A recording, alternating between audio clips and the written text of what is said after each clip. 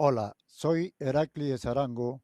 Este es mi primer podcast y voy a entrevistar a un amigo empresario del rubro hotelero y fundador de 3 iglesias en Perú llamada Casa de Oración Misionera de Cristo.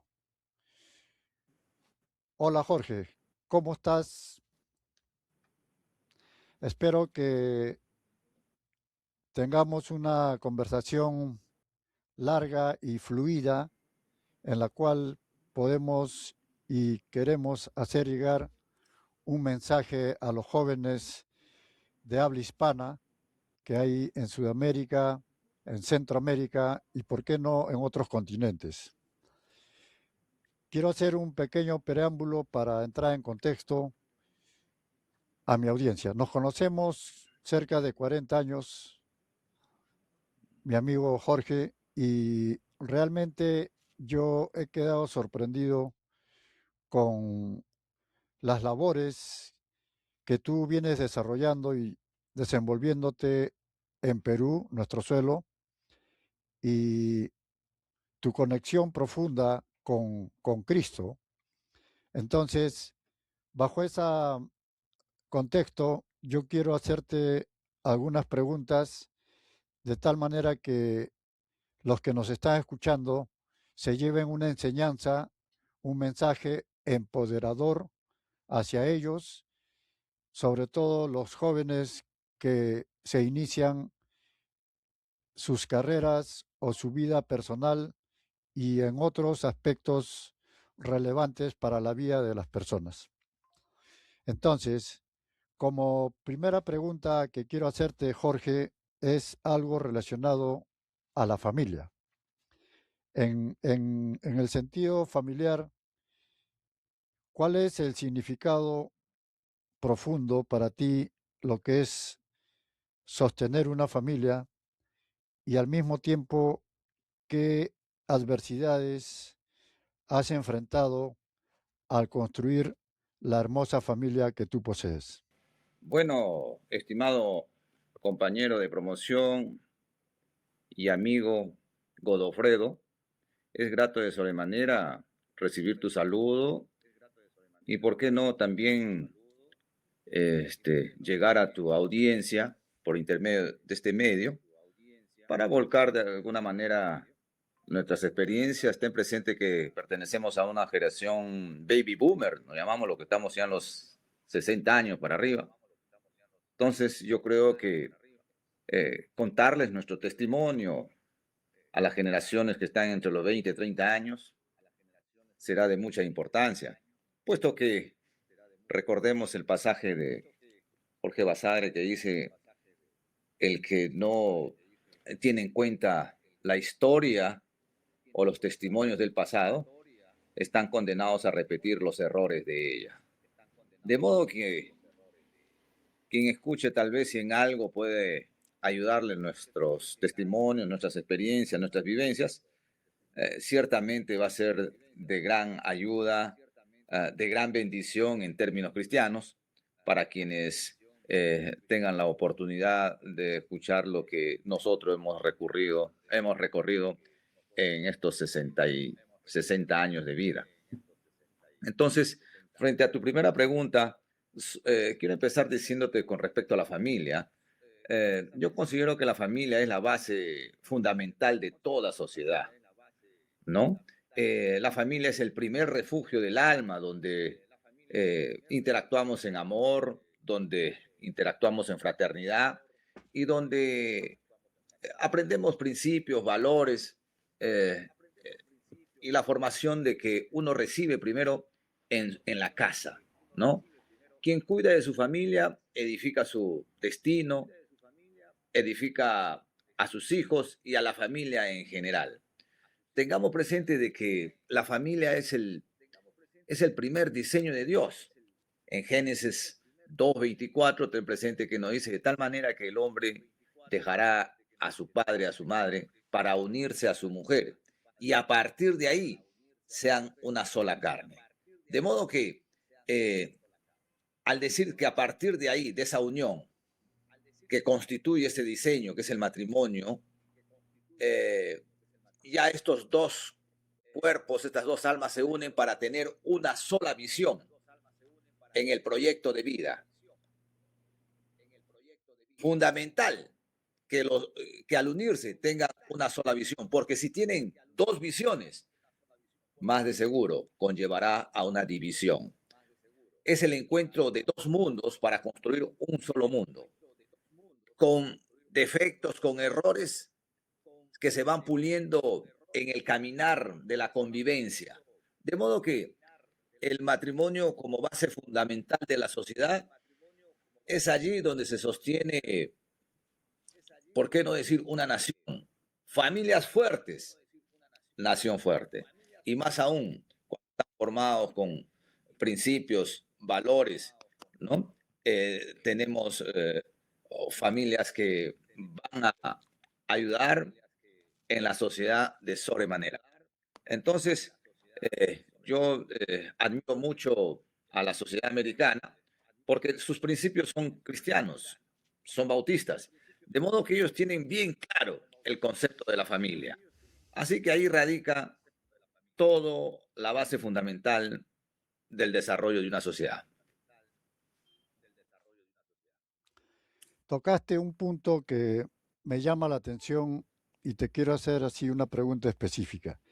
Dijiste que el éxito de una relación entre dos personas para formar una familia era que entre los dos se Así fusionaban es. en uno solo. Entonces, si no me equivoco, 40 años de matrimonio y más debes tener, ¿en qué momento de ese tiempo a tu percepción, fueron uno los dos? En la primera década, segunda, ¿en qué momento fue esa fusión que entre ustedes sucedió? Interesante porque la promesa de unidad, de unión, es ya en el juramento de fidelidad en el altar, cuando en la ceremonia de celebración del matrimonio, eh, ahí nosotros de alguna manera prometemos fidelidad, prometemos unidad hasta el final, hasta que la muerte nos separe, ¿no?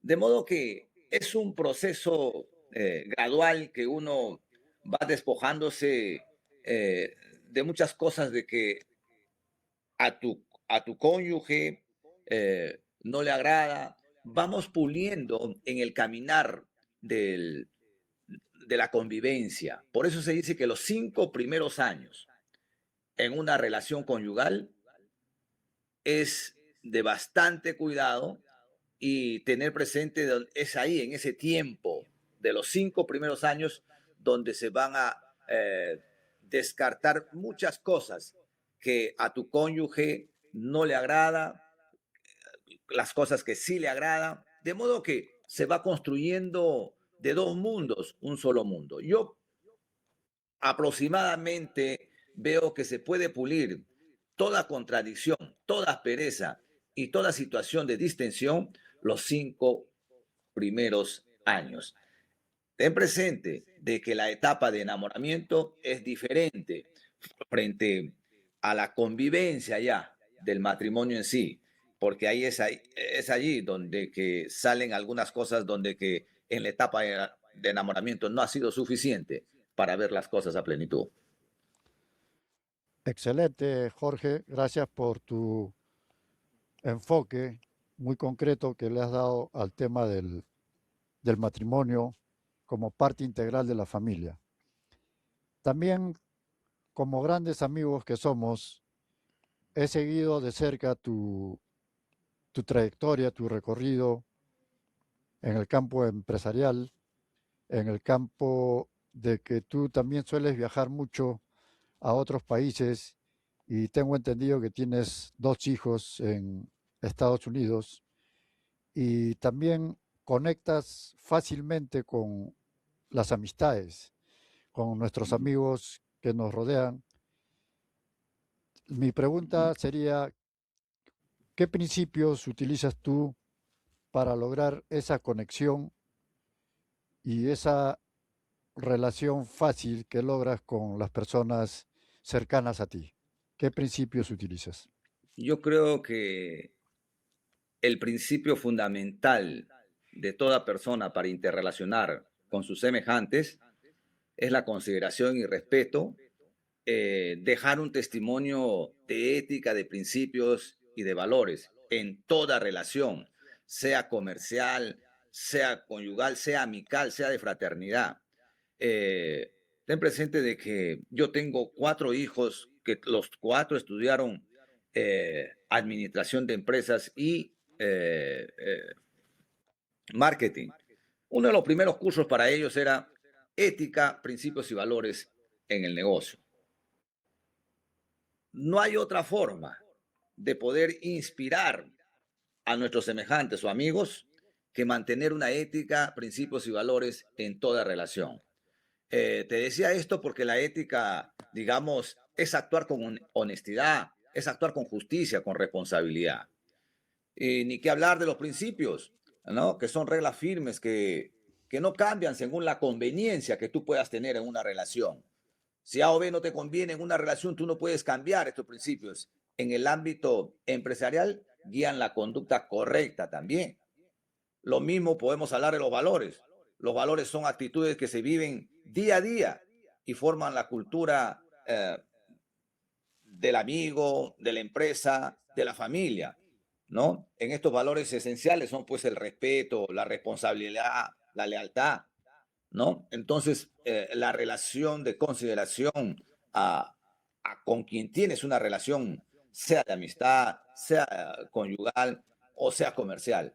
Estos principios, valores y ética en toda relación es fundamental. Por eso, mis mayores esfuerzos por mantenerme en esa línea, yo creo que los amigos que tengo les hace agradable de alguna manera mi amistad y por qué no tal vez decirles interactuar como lo hago contigo. Pienso de que eh, eh, tú para mí eres un amigo de antaño y que he sabido considerar tus, tu responsabilidad por mantener tus valores y principios en una relación amical. Eso es importante. Mencionaste dos aspectos importantes, la ética y los valores que toda persona tiene Ujú, como punto importante que te sirvió para ti para conectar con tus amistades y sostenerlo ujú, a través del tiempo. ¿Tú crees que esos dos valores, los valores ujú. y la ética, también te sirvieron para construir buenos negocios a largo plazo? Indudablemente, yo pienso de que te hacía referencia de mis hijos, parte de hacer empresa, ellos de alguna manera en la academia que ellos recibieron en la universidad es hacer emprendimientos y proyectos empresariales. Y para ello necesariamente tenía que enseñarle los valores y los principios en el ejercicio empresarial. No hay forma de que una vida empresarial sea longeva si no hay principios y valores, porque si no te estrellas rápidamente y es de vida corta. De modo que todo esto, yo pienso que los principios, los valores y la ética nacen de ese patrón que es para mí, que es la palabra de Dios, ciertamente. Ahí te voy a llevar a ese campo, porque el hombre que te habla de principios y de valores y de ética, lejos de la palabra de Dios, yo pienso que es un relativo, es un relativista, por no decir un mentiroso, porque con las experiencias que hemos vivido yo en mi nación, eh, muchos candidatos que se presentan a la primera magistratura del Estado ofrecen dirigir la nación con principios, con honestidad, con valores, con ética, pero al mismo tiempo se contradicen que no quieren saber nada de Dios y no quieren saber y no quieren mezclar la política con la palabra de Dios. Ya para mí, ese hombre ha nacido muerto. Porque si me habla de principios y valores y al mismo tiempo está lejos de la palabra de Dios, ya es un relativista que no va a conducir a nada. Va a conducir a una mentira y finalmente va a traicionar a su pueblo con las ofertas que muchos de estos candidatos nos hacen en tiempos, ahora estamos en tiempos de política, ciertamente, en el Perú. O- Ujú. correcto. Antes de adentrar a, al tema de la fe en Cristo, lo cual es amplio, y posteriormente quisiera abordar sobre este tema, te quería preguntar sobre qué tipo de mentalidad tú has adoptado o cuál es la actitud que has mostrado a través del proceso de, si no me equivoco, en construir una familia plena de largo plazo, negocios que duran a través del tiempo y amistades que lo has podido sostener a largo plazo también. ¿Cuál es ese tipo de mentalidad y actitud que adoptas siempre para sostener en el tiempo estos tres aspectos de la vida? Bueno, directamente, de frente a la yugular. Uno tiene que ser un hombre esforzado por por imitar el carácter de Cristo, la mentalidad de Cristo, renovarnos en el espíritu de su mente, renovarnos en Cristo Jesús en cuanto a nuestros pensamientos. Es básico porque Cristo en su palabra te manda, hace, vence el mal haciendo el bien. En cortita, vence el mal haciendo el bien. Lógicamente, esto es muy difícil para el ser humano, porque el ser humano siempre frente a una situación de percibir una maldad o una mala intención, va a tratar de reaccionar en la misma regla, ¿no? Entonces, de modo que eh, los principios para renovarnos nuestra mente en el carácter de Cristo, en el espíritu de la mente de Cristo, es actuar de buena fe, despojándote de todo lo malo, lo impuro, toda maledicencia, eh, más bien renovándote en todo lo bueno, todo lo honesto, todo lo que es de buen no. Entonces, ciertamente es difícil para el común denominador de las personas que están lejos de Dios. Para mí, palanquearse en una vida abundante y, ¿por qué no decir, en todo lo demás, es estar cerca de Cristo? Porque lejos de Él nada somos. Y en su palabra dice, cerca de Él daremos mucho fruto. De modo que solamente un pasaje de la Biblia muy poderosa. Si Dios no edifica la casa, en vano trabajan lo que le edifican. Y ya Salomón también decía, el hombre que le agrada a Dios le da sabiduría, ciencia y gozo. Y el hombre que no le agrada a Dios le da el trabajo de recoger y amontonar para finalmente dárselo al que le agrada a Dios. Esto yo lo he vivido en mi vida. De modo que tú te puedes romper el lomo trabajando, pero si tu vida no está agradando a Dios, posiblemente estés en un eh, labrando innecesariamente, romperte el lomo para no conseguir realmente nada. Entonces, en un barril sin fondo.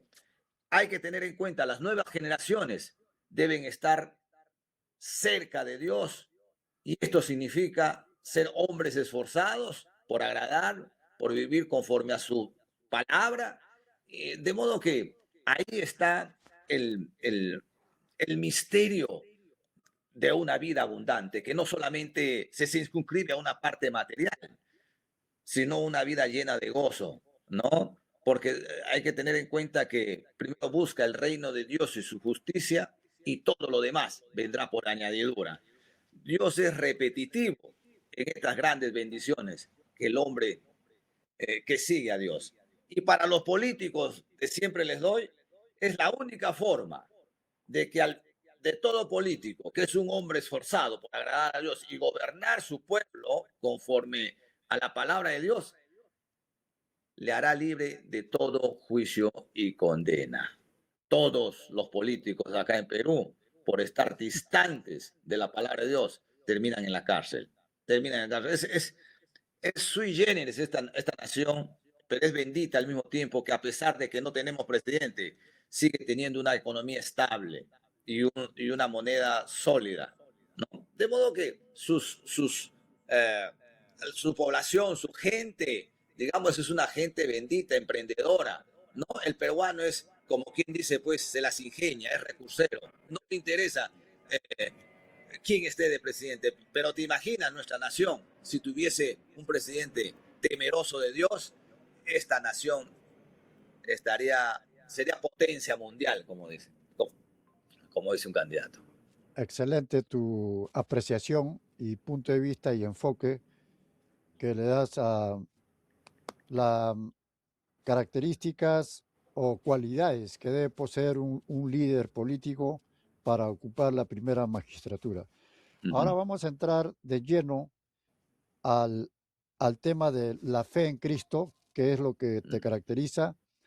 ujú, Tengo entendido que tienes 3 iglesias en Perú y ujú, esto, a su vez, entiendo también que tiene una filial inicial en California o no sé en qué estado de acá de los ujú. Estados Unidos. Y la pregunta puntual es, ¿qué desafíos encontraste para, para instalar las casas de oración, ¿no? Las casas de Ujú. oración misioneras de Cristo?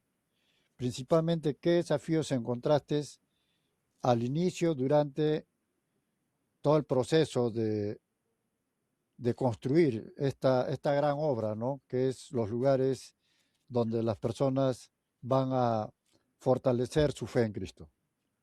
Bueno, estimado Alfredo, esto eminentemente embarga el campo netamente espiritual. No es fácil levantar una iglesia local en cierta, digamos, comunidad, porque siempre hay oposición. Pero frente a eso, el desafío número uno que uno enfrenta es de que desde ya, de que uno empieza a predicar el Evangelio de Cristo, eh, el mundo te considera como, ¿por qué no decir como locura? Le considera como ha sido lavado el cerebro, ya te capturaron. De alguna manera, eh, eso es el pensamiento que de alguna manera el que rechaza el Evangelio te va a ningunear de esa forma. Pero sin embargo, para los que seguimos a Cristo, sabemos de que la palabra de Dios es poder de salvación, ¿no? Entonces, y es sabiduría plena para conducir nuestras vidas. Pero el necio la ningunea, la menosprecia. Esa es la primera oposición que encontramos para levantar a una iglesia local en una determinada zona, ¿no? Pero para eso, como te decía, nos trasciende el campo humano, el campo que nos conlleva y nos obliga a ir al campo espiritual. Y para eso, para nosotros, las huestes espirituales de maldad está presente en el día a día. Y para eso necesitamos un equipo de oración, un equipo de intercesión que nos acompaña en oración para levantar tal o cual iglesia local en determinada ciudad o en determinado pueblo. Entonces, esos son las primeras tropiezos que tenemos. Pero después vamos venciendo esas oposiciones y vamos ganando a las almas o a los vecinos que tiene el propósito, la misión y la visión, sobre todo de la iglesia local, de ganar almas para Cristo, ¿no? Ciertamente todas las iglesias en el mundo tienen una sola misión, que es predicar, ir y predicar el Evangelio, ¿no? A todas las naciones, bautizándose en el nombre del Padre, del Hijo y del Espíritu Santo, ¿no? Y la visión ya corresponde a las iglesias locales, que es ganar las almas para Cristo de las personas que están aledañas a la iglesia local. Ujú, Perfecto, perfecto. Muy, muy puntual tu respuesta. mm, Como para terminar esta conversación tan agradable, como amigos que estamos la tecnología nos permite conectarnos a través de este medio. La última pregunta que te quiero hacer es si tú pudieras contestar en forma corta, afirmativa o negativa, como la pregunta directa es, ¿tú crees que en todo el proceso de tu vida, posterior a haber salido de estudiante, ¿no? De los colegios, quizás posterior a la profesión que escogiste, que fue la carrera militar con nosotros, en la cual te acompañé, ¿crees que tu fe en Cristo fue el factor fundamental para alcanzar tamaño éxito? Bueno, yo pienso de que haber recibido a Cristo como mi Señor y Salvador es el mejor negocio de mi vida, porque a partir de ahí empecé a un proceso, digamos, de santificación, ciertamente, que significa ingresar por la puerta estrecha y empezar a caminar por el camino angosto. Seguir a Cristo de alguna manera no es fácil, es cuestión eh, de tener, digamos, valentía, ser hombres valientes para decidir seguir a Cristo, porque significa entrar por esa puerta estrecha y caminar por ese camino angosto, significa renuncias. Renuncias en el día a día. Si antes eras mentiroso, ahora debes dejar de mentir. Solamente tienes que tener labios para hablar la verdad y para bendecir. Si antes eras un promiscuo, tienes que dejar de ser promiscuo. Si antes eras alcohólico, dejar el alcohol. Si antes eras un drogadicto, dejar de ser. De modo que pienso de que el haber recibido a Cristo como mi Señor y Salvador ha sido un palanqueo no solamente financiero, perdona mi Señor, sino ha sido un palanqueo para una vida abundante.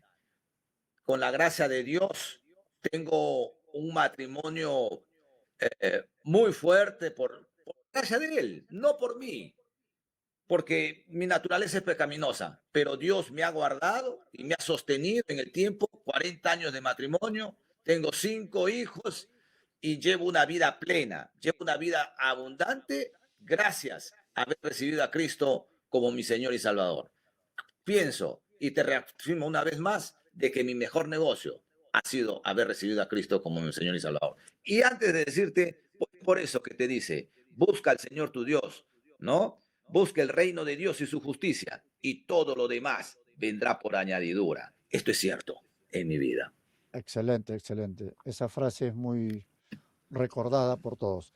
Mm. Para terminar, George, esta agradable conversación, me gustaría ¿qué le puedes decir a los jóvenes que salen de los colegios, terminan la secundaria?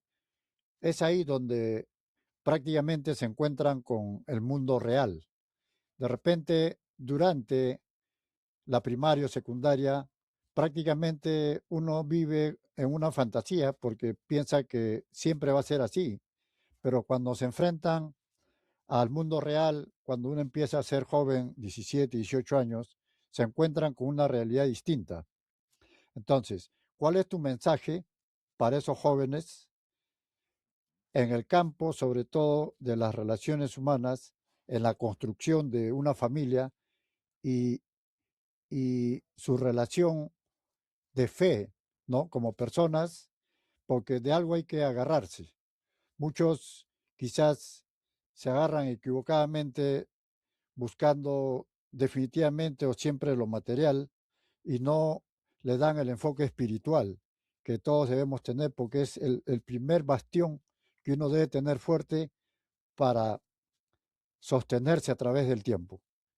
¿Cuál es, cuál es para ti ese último mensaje a esa juventud que sale al campo laboral, al campo que van a iniciar las nuevas familias? Bueno, para las nuevas generaciones que se van a enfrentar al mundo laboral, eh, por mi formación cristiana, yo pienso de que la mejor, la mayor y mejor reserva moral, de éticas y de principios que va a guardar sus vidas es recibir a Cristo en su dirección, en su vida. recibirlo como su Señor y Salvador. Va a ser parte de un respaldo de las gestiones que ellos puedan hacer en todo campo laboral, porque muchos jóvenes salen a ser presas carnada de cañón para entrar a un ámbito de la función, digamos, laboral, a veces que está relacionado con la función pública, que salen a hacer carnada de cañón y muchas veces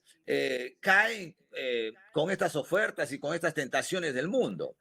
Y si no están bien parados en principios y valores que la palabra de Dios les da, van a caer y van a sucumbir rápidamente.